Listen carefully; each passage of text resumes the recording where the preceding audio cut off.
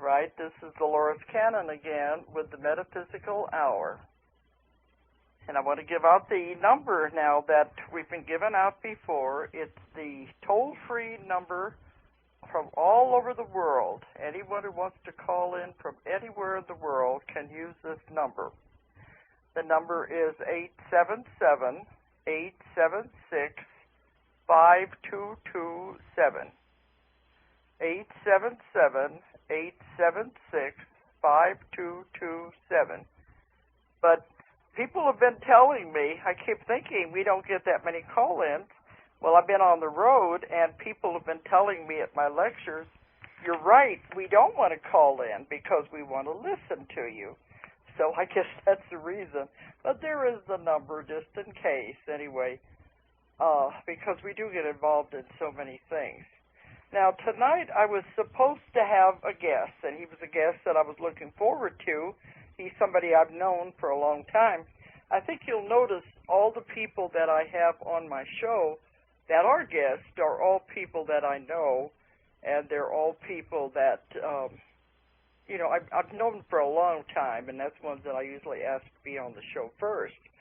We get a lot of emails from people wanting to be on the show, and the only thing I can do is put them in a folder, and I will contact them if I think it's appropriate after we start running down. But right now, I've been asking the people that I know. Well, it was supposed to be David Hatcher Childress, who is a wonderful man, and he had to cancel out on me at the last minute. Some of you may be familiar with him. I don't know how many times he's probably been called the real Indiana Jones, but he is an adventurer, an amateur archaeologist, and he travels everywhere. I mean everywhere, places that you wouldn't even think anybody could get into. And he does the real exploring, and he's found things that people don't know about. He's written, many, many books. But when he called today and had to cancel, I said I wouldn't have been surprised if you were telling me you were going to Outer Mongolia, because believe me, he's been there. Anyway, he said that he will reschedule, and we'll be talking to him maybe in October or November, whenever we can fit it into our schedules again. But he was the one I was supposed to do tonight. So I guess it's just going to be me tonight talking anyway. But I have been on the road again the last 3 weeks, and that's why I haven't had a show. I think they said they've been doing reruns on the shows, broadcasting, I guess you would say, the shows that I've already done, because I've been traveling. And I told Don, I said, I've not learned how to do a show yet from an airplane. If I'm in the air, it's kind of hard. Or if I'm doing a class somewhere, like the last one I just got back from was in California. We go live here in Arkansas at 7, and that means it was 5 in California when I was still giving my class. So sometimes it's hard to be in two places at once. You don't know how many people have told me that I need to be cloned. Or they think maybe you are cloned in order to do all the work that you've been doing anyway. But I do want to say something else that happened this last week.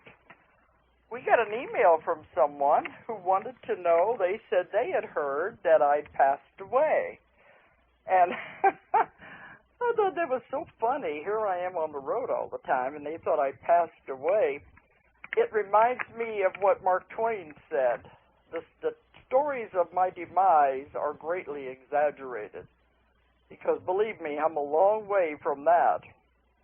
But in the last 3 weeks, I started out about the 10th of August, and I knew that by the time I got back, been back 2 days now, that the whole month of August would have been completely evaporated.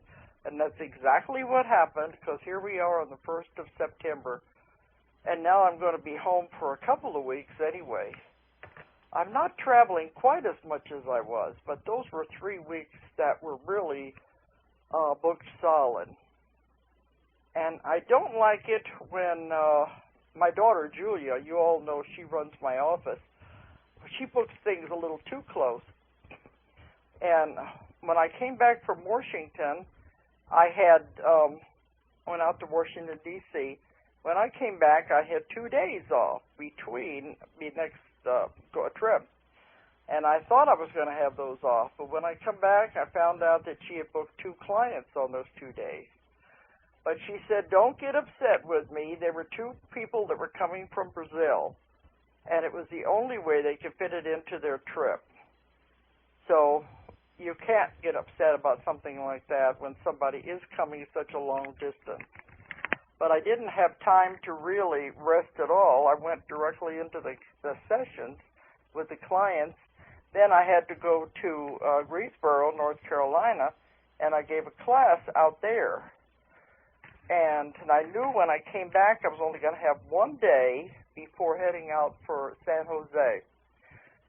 So I put a big X on the calendar, and I told my daughter, don't book anything on that 1 day. I got to at least have time to wash my clothes before I get started out again, before you turn around. So I had a very good class in North Carolina, and then I had the 1 day off and went out to San Francisco, San Jose area. I did some lectures out there. I did my class, and then I did some book signings and lectures at East West Bookstore out there by San Jose. Santa Clara, really, you know, they all kind of merge together when you get out there. So it was really a very close planned trip. Now, these classes have been working out very well. Well, this means I'm going to do another one in 2 weeks here in Arkansas, which means no plane rides anyway. It means there'll be 6 of them that I've given this year. And that includes the ones I did in Russia and Amsterdam and London. So it seems like a lot of my time now is being spent doing the classes, which is good, because I've told you before, there's so many people wanting sessions, and they're coming to see me here in Arkansas, in the middle of nowhere. They're coming from all over the world. I had a man come from China last year just to have a session. Then I had these people from Brazil. I've had them come from New Zealand, from all over Europe. They keep showing up at my doorstep. The people in town, in such a little town, usually know if there's a stranger walking the streets, they've usually come to see me. So it's kind of a joke anyway in town. But they're coming from everywhere.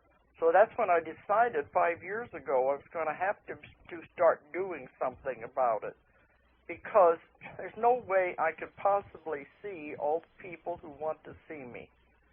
I was seeing them when I was going on tours, lecture tours, and I would stay a little longer in each city.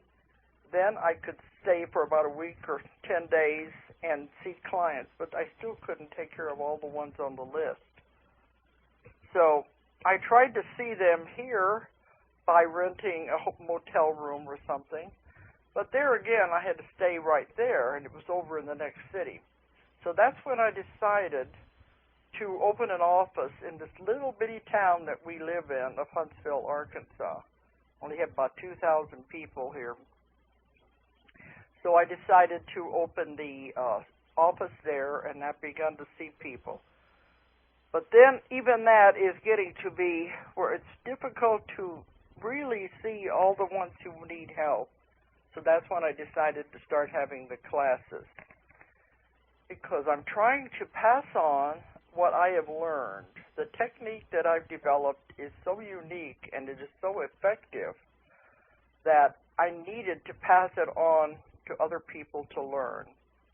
Dr. Henry Bolduc, some of you may know who that is. He's a very famous hypnotist here in the United States. He's the one that urged me to go ahead and do this. He told me one time, he said, you have to teach. And I said, well, how can you teach? I don't know. If it's something I developed, how can I teach that to other people? I don't know if it's possible. But he said, you must teach. You found something we don't understand. And that's when I began thinking about it, and I decided to try it. And a lot of you know now it's been 5 years, and I've given many, many classes, and I'm getting wonderful feedback from the people that I've been teaching. And they're saying they are also having fantastic results with the methods that I've been showing them. So it is teachable, and other people can do the same things that I've been doing. But I have had some people coming to the classes who have been trained in the traditional ways, and a lot of them are not really willing to change because they say, well, this is the way we were taught, and it's time proven. The only thing is the methods they're taught, they learned them from someone who learned them from somebody else, who learned them from somebody else, who way back there decided this would be a good way to do hypnosis. The methods are old-fashioned and out of date. There's a lot of parts to them that are not used anymore, and that's what I found. I found a lot of things that could be eliminated from the hypnosis process, and you could have much more effective results. You could have quicker inductions, and we could have remarkable healings. And that's why my technique is different. I'm not using someone else's that was teaching it. I developed my own. So in the class in South Carolina, I had one woman came from England, and then another woman came from Brazil. And the one I just finished in California, there was 2 people came from New Zealand, and 1 woman came from Hong Kong. So they're hearing about it everywhere and are coming here to learn this method. So I think this is what I'm supposed to be devoting a lot more of my time to. I like the lectures. I like meeting people. The one I did out in San Jose was like Old Home Week because there was a lot of old friends that were at that one. And even the last one I did at East West Bookstore, the majority there knew the books and were asking lots and lots of questions about the books. That makes me feel very good because when you're writing the books, you're just in one little room by yourself, typing away and always wondering if anybody going to read this, is anybody going to understand it? And people are telling me they are reading it and they do like the books, so that makes it all worthwhile when I know that. So that's what I've been doing. Interestingly enough, the last show that I did with a guest was with Dr. Haynes Ely from California, and he was talking about his association with John of God down in Brazil. And that was a very fascinating show. And then here, a few weeks later, the people who came from Brazil are also connected with John of God. And the ones who took my class are. So I keep wondering, what does that mean? I keep getting more and more about him, but they also told me remarkable stories, and I really feel that John of God in Brazil is real. He is doing a wonderful service to people. The woman who works with him down there, who was just up here, said they see as many as 2,000 people in a day. That is so remarkable, and they're able to help so many people. She said they have as many as 8 buses a day coming in there. And there are just so many people crowded in. But you know, all of them are not going to be healed because that's the way it is. Everybody is not supposed to be healed. It depends on their path. There are a lot of people, I've told in my classes, that really don't want to be healed. They don't know that consciously. They don't say that consciously. They always say, well, of course I want to be healed. I don't want to be sick. But on another level, they really don't want to be. So that's what they said down there. They occasionally get people who really sabotage themselves. And they want proof and different things. know what it is, but it seems as though I'm having more and more connection with the group down there that works with John of God. I have put a link on my website to Dr. Ely's wife, who arranges trips down there. And he said she can arrange airfare and the buses and the hotels and everything for the people who want to go down there and see him. And the other woman that came from Brazil said there are about 20 other websites, too, that will arrange things so that we can make people that want to go down there can make the journey anyway. So that's where I'm at right now. I suppose I may think of some more things. Right now, we are beginning to put my trip together for next year, because every year, at least once or twice the year, I go out of the country, and I go to other countries to talk. And I told you when I got back from India and Moscow and Amsterdam about those trips. The one we're putting together now, and it's just in the very beginning stages, will probably be next summer, and I'll be going to Australia. I'm not sure if I can work in New Zealand on this trip or not, because it started out to be about 2 weeks, and now it looks like it'll be another month again. But I'm going to plan on doing the expo in Brisbane. I work with Patricia Hamilton, who has the Conscious Living magazine over there, and she always has a conference, an expo every year in Perth, and that's in November. And I told her, I just don't want to go out of the country again that soon. But she is going to have her first one in Brisbane next year.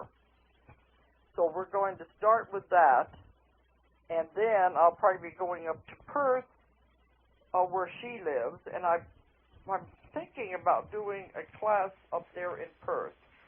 But all of this, if you watch my websites, you're going to be able to keep track of what I'm doing and where I'm going to be.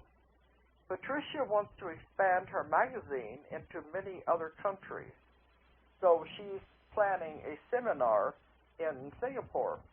Now, I don't think I am spilling any beans here, because I imagine, even though it's in the very beginning, baby steps of planning this, I imagine other people have an idea what she's trying to put together. Well, I've been to Singapore before, but she wants to tag it into the same trip to go back there. Then, as long as I'm that close, I have to go to Hong Kong, because I have people there that have brought me in there before, and they'd be upset with me if I came that close and didn't go to Hong Kong. But then I'll be going to one more place that is totally new. I'll be going into China on that trip. For some reason, everything that's been happening in the last 3 months are pulling me toward China. And more people are coming into my life that want to set things up there. So I think I'm going to have to go. And if I'm that close, I don't see how I could not go. In Taiwan, they have translated one of my books earlier this year. They translated Keepers of the Garden into Chinese. And now they're working on the 2 Convoluted Universe books to be translated into Chinese. And I'd be very interested in hearing the comments, because when the books come out in other languages, I always get a lot of very interesting mail. But I'm curious to find out what the Chinese think of my work anyway. So I know I'll be going there, and I'm going to be contacting the publisher there to see if we can put something together. We've also been contacted by 2 other publishers who want to do some more of the books. So I think we'll be working with all of them as we put together something in Taiwan. And then this last weekend at my class in San Jose, I ran into another woman who lives over there in Hong Kong, and she wants to put something together. And she said there's a possibility of even doing something in Shanghai. I always thought you get into the mainland, that's going to be a lot harder, because I didn't know if they were into metaphysics. And, I don't want to go anywhere where people are not interested in this, and I don't want to push. I never try to push my beliefs on anyone or the work I'm doing, but I want to go where I'd be safe and I'd be accepted. So, I don't know, but if I'm being pushed to go in that direction, I must be all right. It was just like when I went to the Middle East, when I went to Dubai before Christmas. I was being pushed in that direction, and I couldn't understand why. It turned out to be really a wonderful trip. So I'm getting the idea that I'm supposed to go to Taiwan and possibly Shanghai. We'll see how that works out. But anyway, I'm already starting to work on 2007, so I've got a lot of trips coming up. I really would be curious to find out how that woman that emailed me, where she got the idea that I had died. I sure hope that's not going around the internet or anything. I would like to know where that rumor started, but I think that's interesting anyway. Okay, I think that's enough of that. Kind of catching everybody up. Now, I always told Don, don't worry about it if I don't have a guest. I can always find something to talk about, as you well know. But with me, there are so many of my books that I have not even touched on. And I had some people tell me this weekend, they said, we like your having guests on the show, but we like you to talk about your books also. So it looks like tonight that's what I'm supposed to be doing. Now, several of my books I have not spoken on. Before Christmas last year, I did talk about the Jesus books, and I spoke early on. I've done about 30 shows now, and early on I spoke about the life after death. Well, tonight I want to talk a little bit about the Nostradamus material. And I don't think there's going to be enough time to go too much into it, but I will try to at least cover the story of how it happened, because it's one of the most fascinating stories, and it was the greatest adventure I've had. Out of all the books that I've written, all the stories I've covered, and all the cases, the Nostradamus story is by far the strangest, and I still have a great deal of difficulty explaining it to people, especially people that don't know metaphysics or don't understand what could have possibly happened. Now, we are in the process now of making a movie about the Nostradamus story. When I was out in San Jose, the scriptwriter drove up from Hollywood so that we could have a meeting up there and go over the script as it exists so far. So this is definitely moving along, and it's another project that I'm involved with, is getting the movie off the ground. So that is also coming into fruition anyway. But we're going to focus on the story, because the story is so strange of how I made the connection with Nostradamus, right? It started about 20 years ago now, because it was in 1986. And in those days, I was just doing normal past life regressions. I was not really into the therapy part of it yet, and I had not really developed my technique for contacting the subconscious mind. I was just doing what I considered to be normal past life regressions, and that was what I was working on. And a lot of the things I discovered then, I didn't understand at all. But now it's beginning to make a little more sense to me, especially after I went through the convoluted universe work. Some of these things are so strange and way out there that now it's becoming the norm, I guess you would say. But I'm glad that they spoon-fed me along the way. It was like they gave me a little spoonful of information, waited for me to digest that, then they gave me a little more, another spoonful, had me digest that, until I was growing gradually without really knowing it.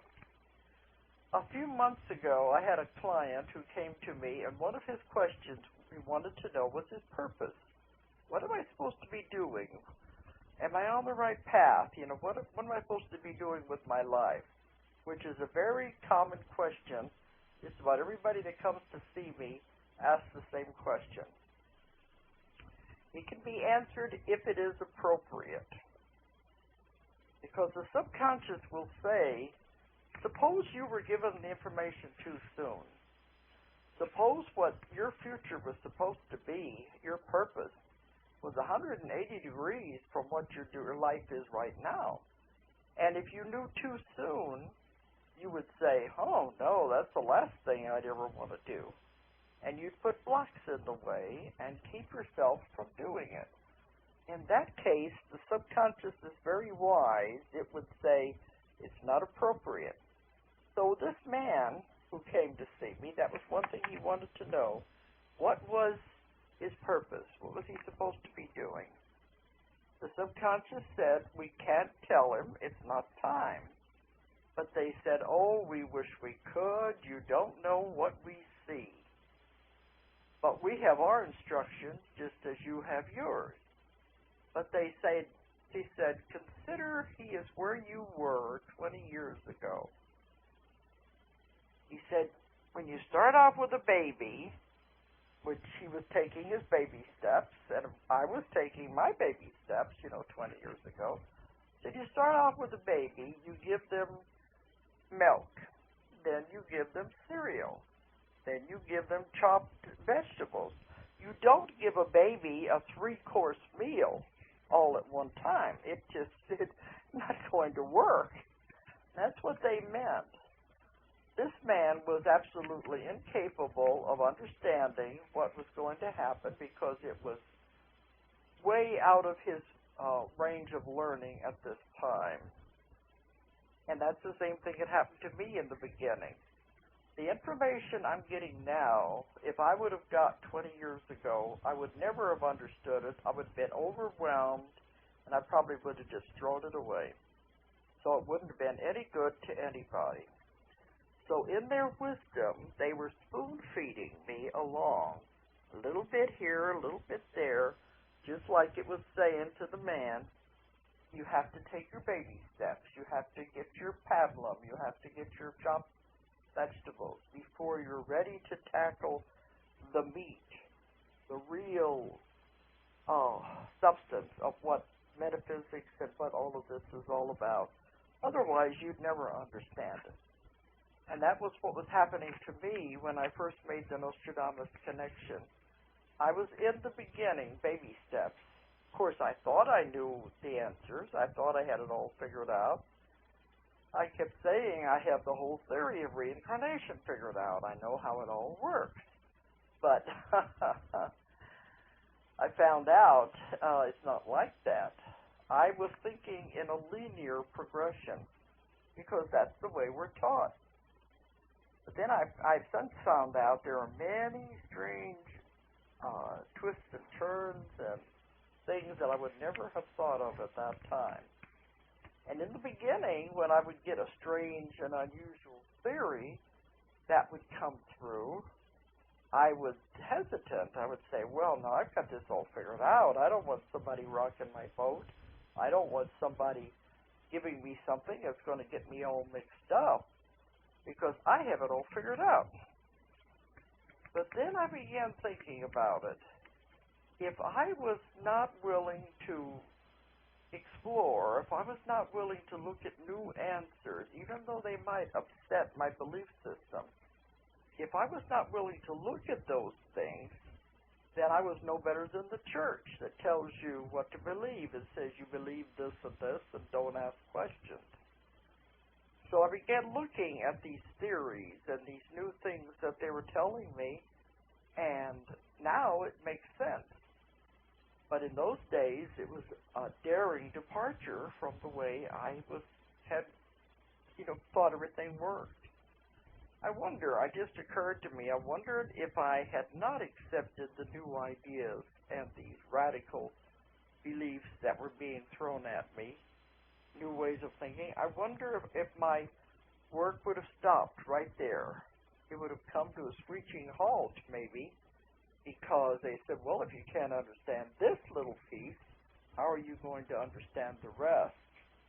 And I would have been still writing the simpler books about the going through time and the history. I love those books. I always think sometimes wouldn't it be nice if I could go back to those days, the ones I wrote in the early part of my career. But maybe that would have been all I'd done. Maybe I would not have explored. Maybe I would not have gone further in my work. And my work keeps growing and growing now. But anyway, that's where I was 20 years ago when I started with the Nostradamus material. I was working with a woman who just wanted to see if she'd had a past life. She was not really into metaphysics. She didn't really understand it. She didn't know who Nostradamus was. She couldn't even pronounce his name later. That's what made it more believable. But I call her an ordinary woman, but she had 10 children. One was deaf and mute, and she had to learn sign language to help that child. She had never finished high school, and she was working 2 jobs to try to help support this large family. So you can't say it's someone who set out to produce a hoax to fool the world. And believe me, I've been accused of everything. They all say, well, it couldn't have happened. You must have made it up. Well, other people say, you've got to be the best fiction writer in the world. And I said, if you could show me how this could have happened as a fraud, as a hoax, I would really like to know. But anyway, with the woman, we were just seeing if she had a past life. She went back to a time where she was a student, a male student of Nostradamus, living in the 1500s in France.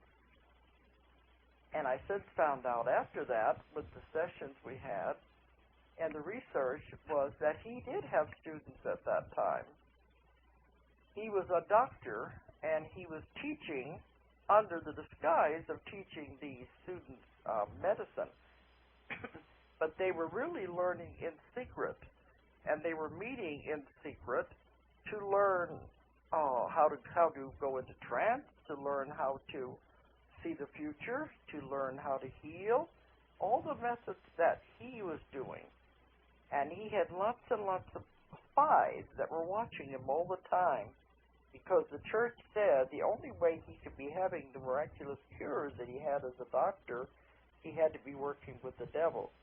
So people were watching him all the time. So these students were doing a very dangerous thing by coming to him in secret and learning, because their lives were in danger if they would have found out.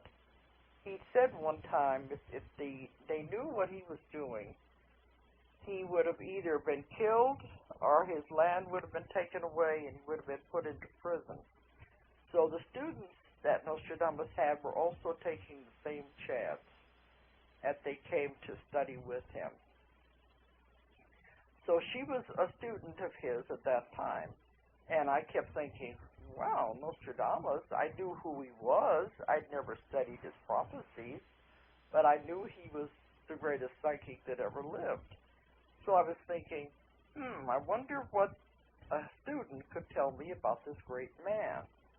I figured that had to be the only thing that could happen, was that she could tell me about him. So I started asking questions about the way he worked and what he was teaching, and et cetera, et cetera. That's when everything got very strange, because as she was talking to me about him, something strange happened, and it was as though she was conversing with somebody and then repeating it back to me, and she said, he wants to speak to you. Now, anybody who has ever done past life regression or had a past life session done knows that does not happen.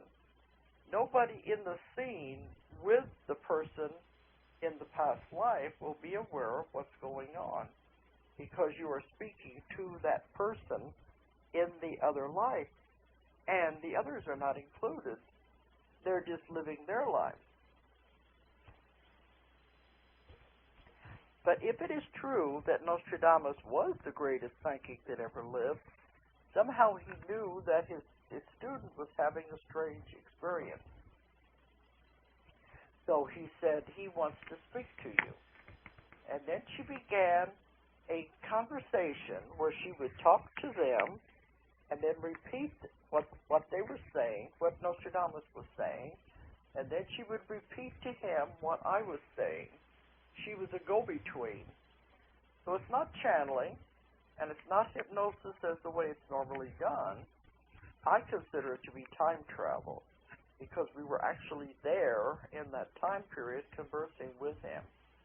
And she said, he says that he has been looking for a link to the future because he could see that his prophecies, when he wrote them down, were not being correctly interpreted in our time, and that the things he saw, the things he predicted, were going to come true.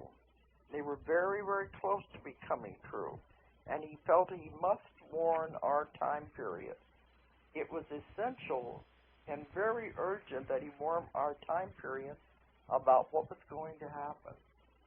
So he said, he has an assignment for you, that he wanted me to get the book. He could see in our time period there was a book of his prophecies that had come down to our time.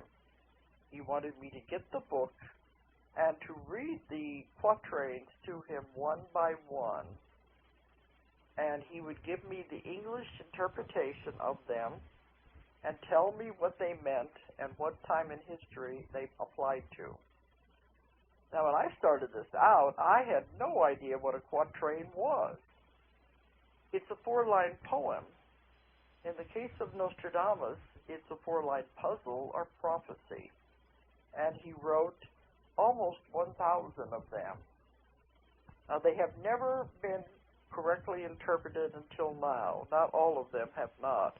All the other books that you see out there will tell you what the names of the cities and the towns and the countries and things mean that are in the quatrain, but they won't tell you the prophecy of what it means. They won't tell you what time period. They are guessing, which is about all anybody could do, because this man had a remarkable way with puzzles. He used anagrams and symbolism. He used different languages.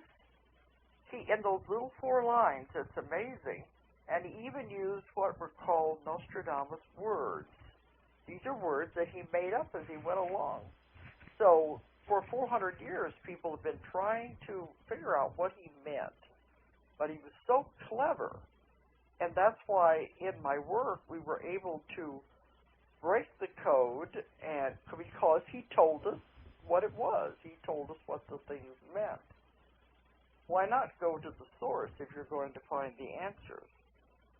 But it ended up, it wasn't just this woman, but it was all of them. We were successful in translating and interpreting all 1,000 of the prophecies. It's the first time it's ever been done in history. But on that night, when we were having the session, and he said, I have an assignment for you. He wanted me to do this. I'm thinking, oh my gosh, this is really strange. So when the woman woke up and I told her what she had said, that she was to help me to this project of interpreting all of these, she was so frightened she moved to Alaska. She was from Alaska, and I think when all this happened, she wanted to go back quicker than she thought. She wanted to put as much distance between me and her as she could, because she didn't know what was happening. So you can't say she started it, and you can't say I started it. Something else was at work here that was to bring all of this together so that we would be able to do the interpretation. Well, before she left, I was a week or so after, we had time for one more session. And I think she was doing it more to appease me than anything else, because she definitely didn't want to be involved in this work. So the session was being held with her packing boxes and suitcases. They were having a garage sale because she said, I've only got 1 hour before they were giving a going away by dinner for her. So we had to do it. I only had an hour to do the session. So, not expecting a lot, I did it again, and he came through again, and he said, you must do this work. It's very important to your time period. You have to write the books. You have to get the information out. And I said, well, how am I going to do that? She's moving away. I won't have access to her anymore. And he said, that doesn't matter. Now that we have made this connection, you will never lose me. That I will come through anybody you work with. Now that's a big order because I was working with a lot of people at that time. But he said, I will come through anybody you work with so we can get this finished and get the job done. And then before, he kept saying, it will be done, it will be done, it must be done. And I kept saying, well, I guess you don't know the publishing business for one thing. I was trying to get books published back in those days. And I said, if you're that confident about it. But before he left, before the session was over, he gave me instructions on how to locate him through anybody else that I worked with. And then he also gave me a test to perform so I would know I was actually speaking to him no matter what happened after that. Well, then the woman moved away to Alaska.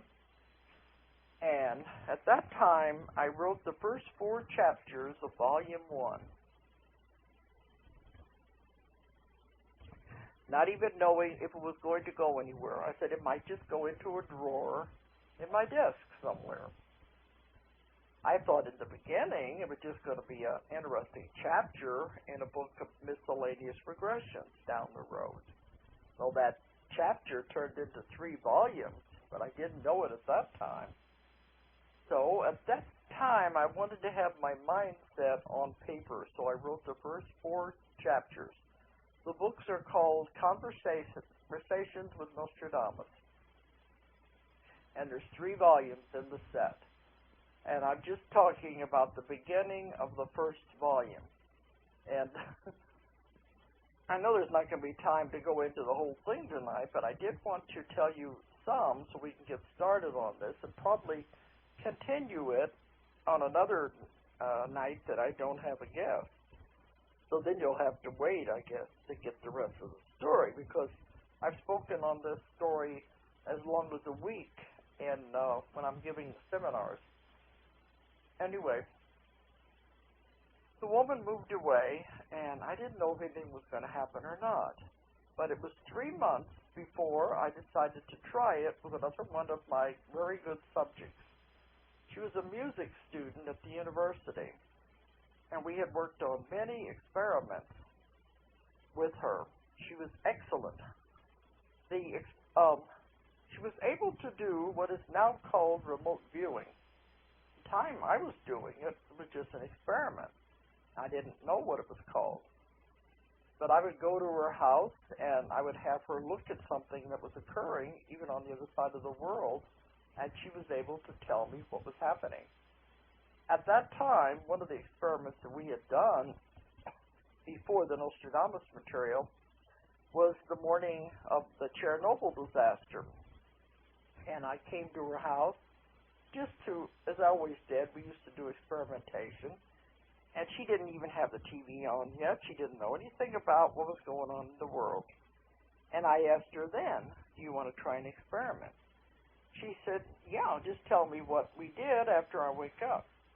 So at that time, I had her go in trance to go to Russia and tell me what was happening at that time. Well, we knew more on that morning than the rest of the people of the world knew.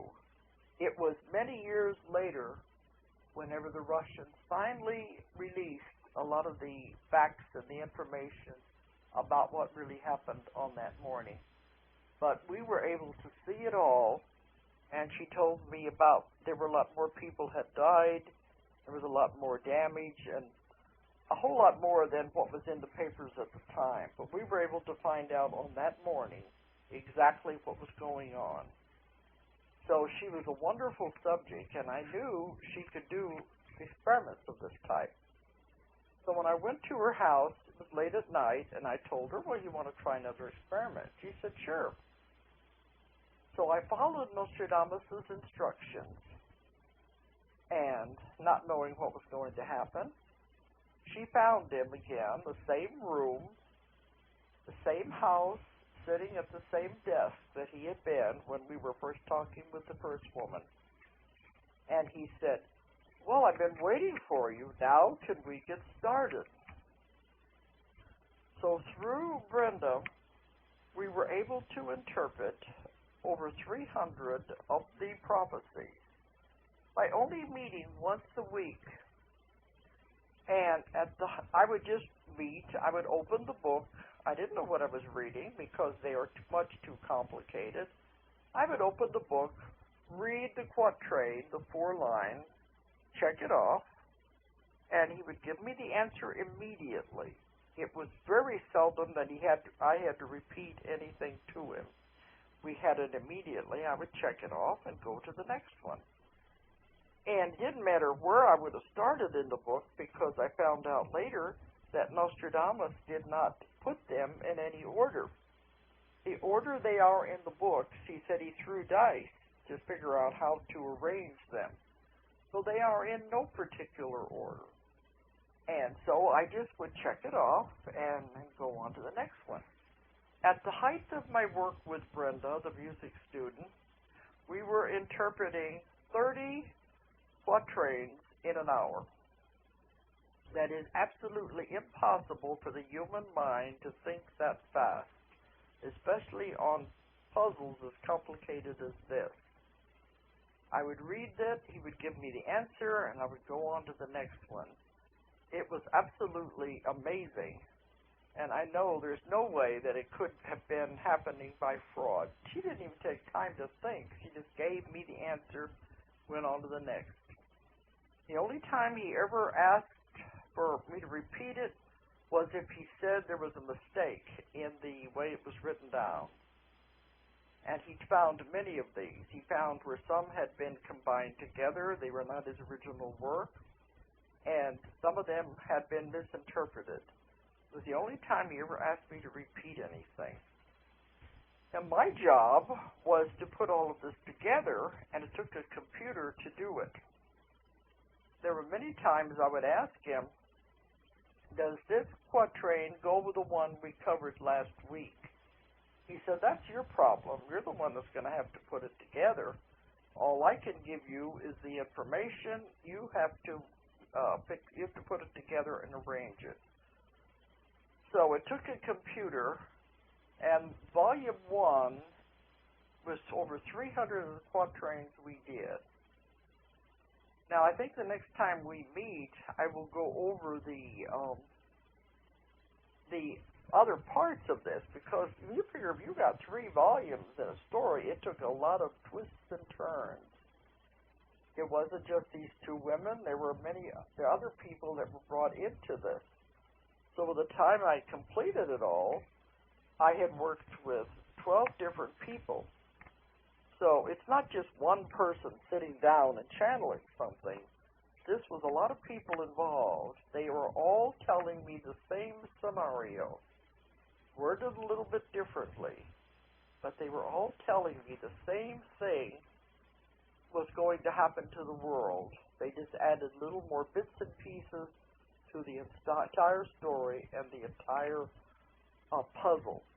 So it's quite an amazing story, and that was my job then to put it all together. But one thing I want to make clear that people have a hard time with, and I did in the beginning, is through all the people I worked with, he always said, when we are communicating, you are not speaking to the dead. I'm not a spirit floating around out here somewhere. When we are communicating, I'm alive, living in my house in France, writing the prophecies. He also knew that I was not dead, either that I was alive in the future. He was so adamant about this, he didn't want me to tell him his own future. He didn't want to know how he was going to die.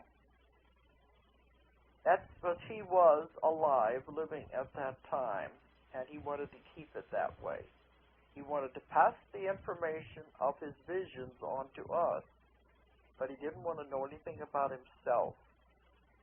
Now, when I'm giving a lecture on this, I always ask the audience, if he's saying he is alive while I am alive, and I am communicating with him in his time period while he sits at that desk in his own home, if that is true, then what metaphysical concept does that bring up?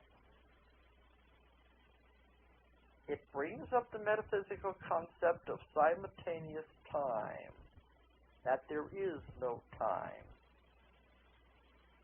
And time is an illusion.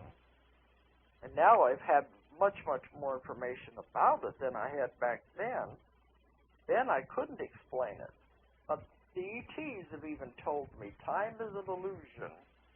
And they said until mankind gets out of the being trapped in time, they will never travel in space.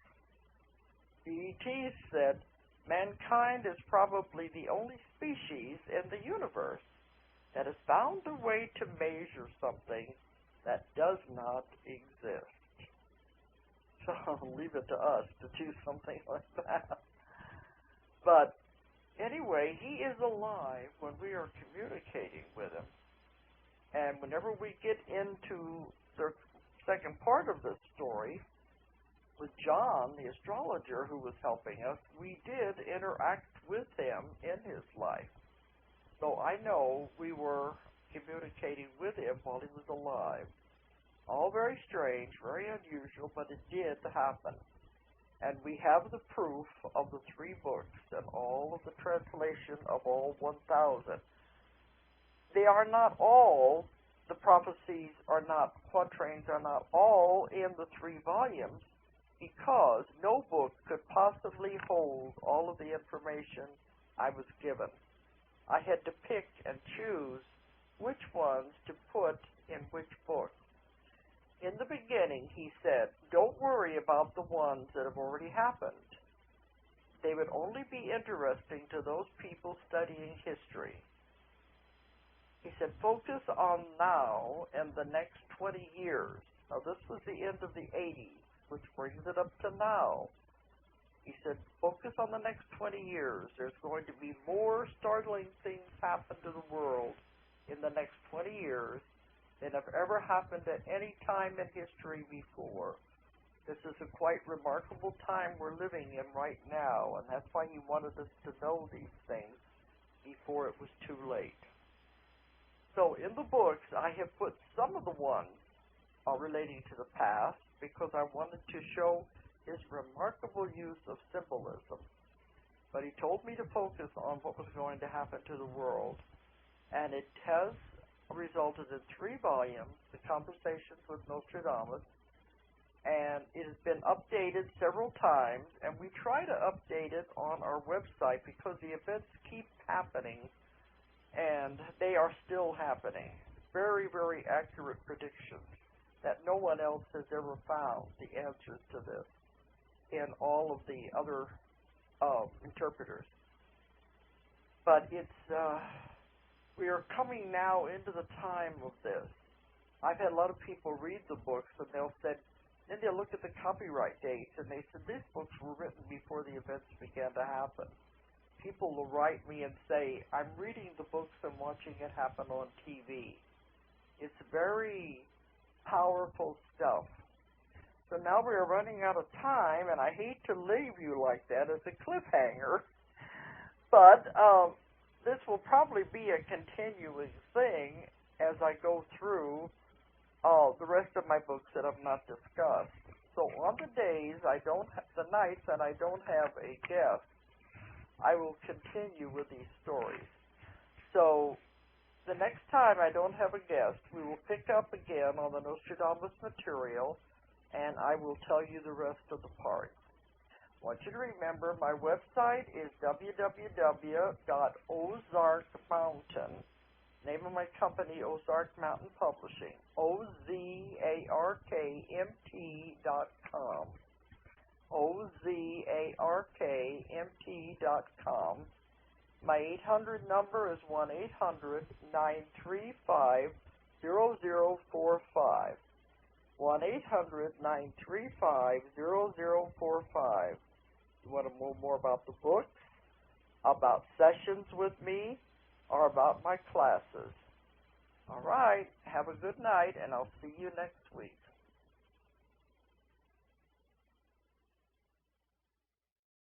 If you enjoyed the show, check out more of our other videos, and be sure to subscribe and click the like button. Thank you for listening to the Metaphysical Hour with Dolores Cannon.